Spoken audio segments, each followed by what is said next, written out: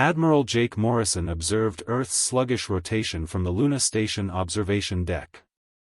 Gloom, the blue marble appeared serene from this vantage point, but Jake knew that tranquility was coming to an end, and his palms trembled a little as he had already read the alien communication tablet 12 times, but the words. The enormous blast doors behind him opened with a gentle hiss, but it still felt like ice in his stomach. She was exhausted and pale when Captain Lisa Hayes walked in front of her. She had been working for. They spent 3 days in a row attempting to interpret the data from their long-range sensors, saying, "Sir, the count is verified," Lisa said, 3,000 ships, possibly more they're holding. Jake nodded without looking back, saying, "Any position just outside our solar system." News from Earth Command? An emergency session is being called by President Santos. Lisa walked to stand next to him as all international leaders are currently being briefed. "Jake, I've run every scenario I can think of, and even if we had a surprise on our hands, our entire fleet would only be about 200 ships." After 10 minutes or so, Jake finished for her and turned away. "What about Dr. Baker?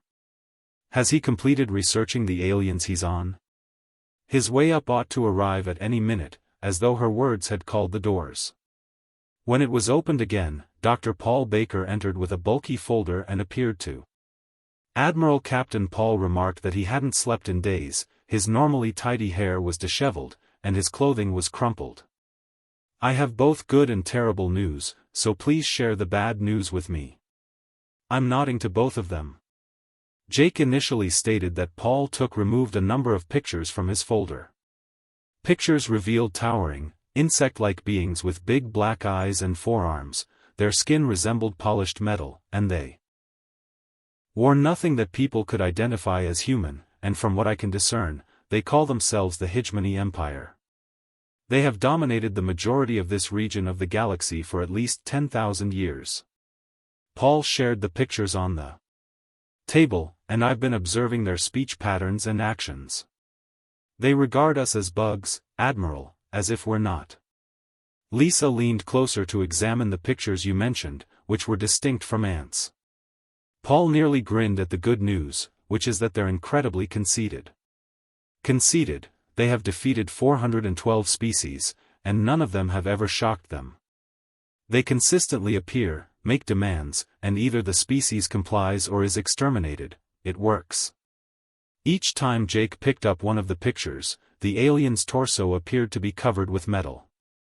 "Oh, they're ready for a fight," Paul remarked abruptly, "but they're not expecting any kind of fight. Form of battle when ships are constantly firing at each other until one side is killed, and they're not prepared for anything. Creative." The three people stood silently for a while, each absorbed in their own ideas, until Jake returned to. "Do you think there's a chance they'll compromise in any manner, Window Paul?"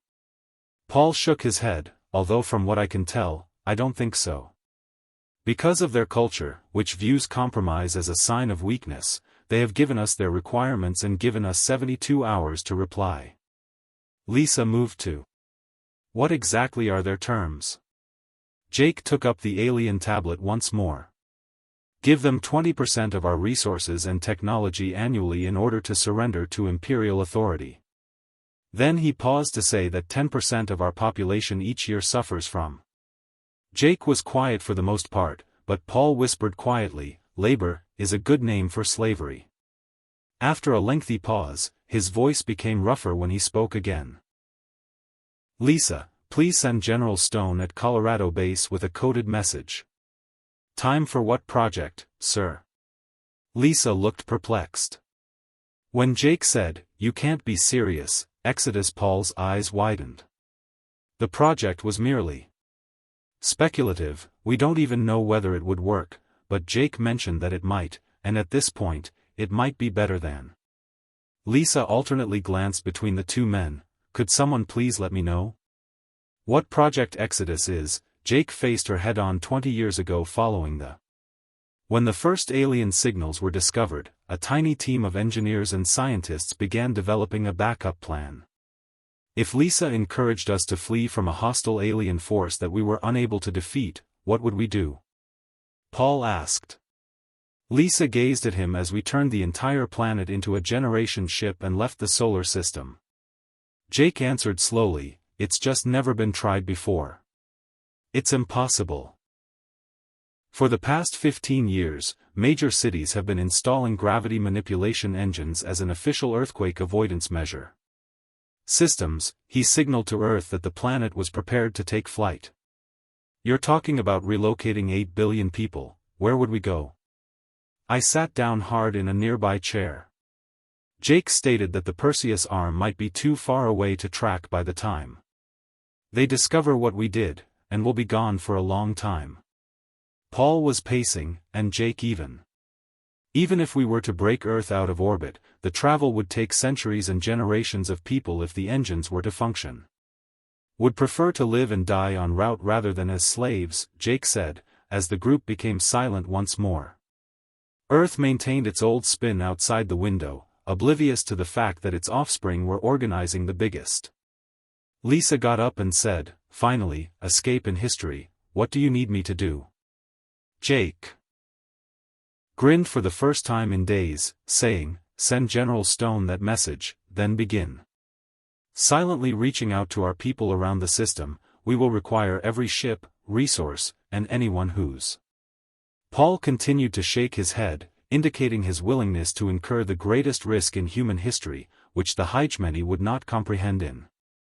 "No species has simply vanished in 10,000 years, Jake remarked, so let's preserve that." As if in response to his comments, Earth will be halfway to the next star by the time they realize what we're doing. When Jake's communication gadget buzzed, the brief message from the alien fleet said, "There are 48 hours left to decide." Jake glanced at his two closest friends and allies, saying, "We've determined just now that we must accomplish the impossibly difficult task of turning Earth into space." Unaware that it would soon become humanity's escape pod to the stars, it was stunning and blue. After 20 readings of the coded message, General Rick Stone finally accepted that Exodus was real. After years of covert planning, they were finally going to give it a shot. He crossed his subterranean command headquarters in. He summoned Colorado past scores of technicians who were unaware that they were going to do the impossible. Danny Clark, the chief engineer, asked, "How are our engines looking?" while examining readouts from all across the world. His expression was stern as he looked up from his screens. "All 240 installations are." He stopped when he saw that the gravity drives were generally displaying green and that the power levels were constant after months of background testing. "However, sir, we have never attempted to coordinate them all simultaneously, and we have never attempted to move anything as large as." Rick remarked sadly, "This is the first time for everything," and he turned on his secure Colorado-based communication system to all Exodus sites. Starts the last preparations. This is not a drill. Hidden facilities sprang all around the world. Dr. Amy Foster observed her screens as enormous